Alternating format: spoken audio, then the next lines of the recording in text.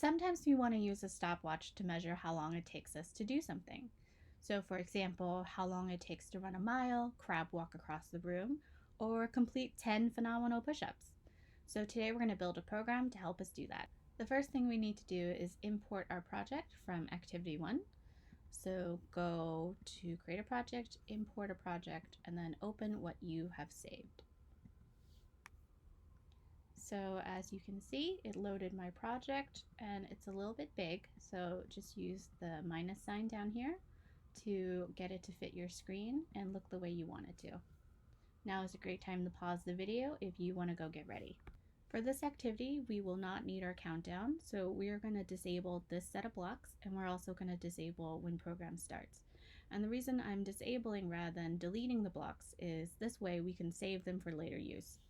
So in order to disable the blocks, you do the same as you would if you were duplicating. You can right click and then disable block, and do the same thing with when program starts. And there you go. Next, I'm going to add 2 new when splat press blocks, one for splat number 1 and one for splat number 2. We also need to add the stopwatch function, so we can do a start stopwatch with splat number 1 and the stop stopwatch with splat number 2. So go ahead and pause the video and get started. Now that we have our stopwatch start and stop, we need to add some feedback so that we know when the timer is running and when it runs out.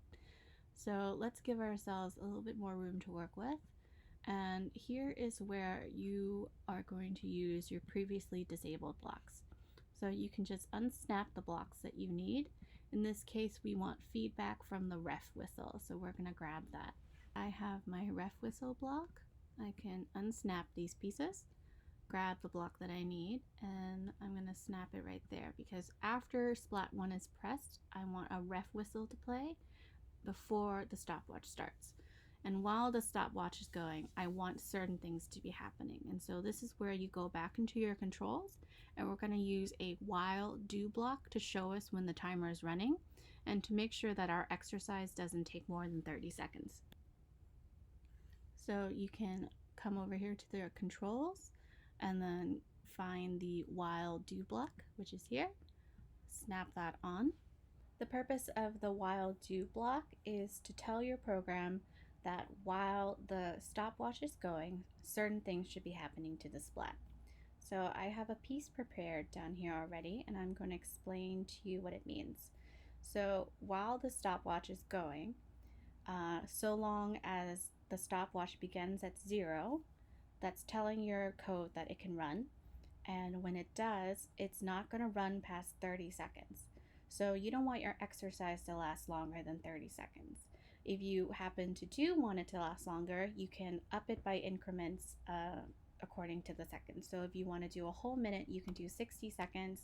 If you want to do 2 minutes, you can do 120 seconds, and so on. All right, so next we have our lights. So while the stopwatch is running, we also want lights for both splats. So we're going to actually choose the fade because we want it to fade in and out random colors. So every 1 second, we're going to have all of our splats light up a random color. Now we're going to finish up splat number 1 so that we can get started on splat number 2. So we don't want our exercise to go over 30 seconds. So we're going to make sure that splat number 1 will stop at 30 seconds. So we're going to go to controls and we're going to go to stopwatch. So it's confusing to see stopwatch twice. We have the stopwatch here for splat number 1 as well. That means that if our time goes over 30 seconds or we're approaching 30 seconds, the splat will know to just freeze the time on its own. So we have our stopwatch, and now we want some feedback. So this is where you're going to use some of your previous code. We're going to go ahead and we're going to get rid of the countdown since we don't need it. So let's go ahead and trash that. We're going to grab this and just stick it on, and we're also going to add some lights. So we're going to have the stopwatch stop, we're going to hear a ref whistle, and then let's add a light so that we also can visually see that it's stopping. So light splat,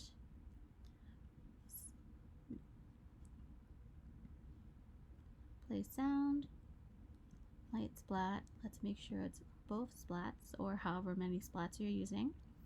Light it all with the color red for stop. And then we're going to add our 0.5-second delay back on, and then the ref whistle to signal that splat number 1 is all done. So this is a great time to pause the video and follow along. Okay, so we're almost done. We just need to finish up splat number 2. So when splat number 2 is pressed, we're gonna stop the stopwatch. And then we want a sound to play as well so that we know that it's done. Play sound. I love hearing a cheer. So let's go to our sports sounds. Snap that on, set it to cheer. Hooray! And then we're gonna give ourselves, this is very important, we're gonna give ourselves a 10-second delay. And this is so that you have time to check out your time and then record that time in your log. So a 10-second delay so you can record your time.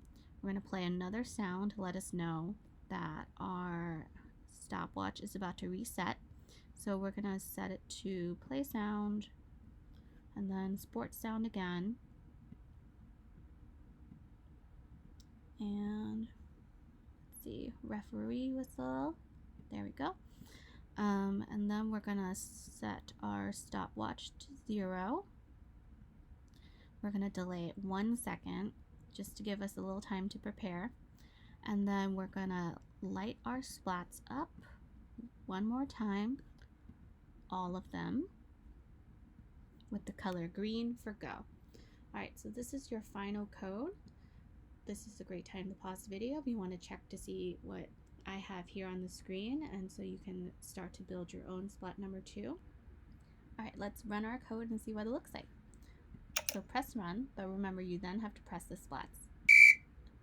Referee whistle, stopwatch starts, and this is the part where you would do your exercise. So crab walking across the room, 1 million phenomenal jumping jacks.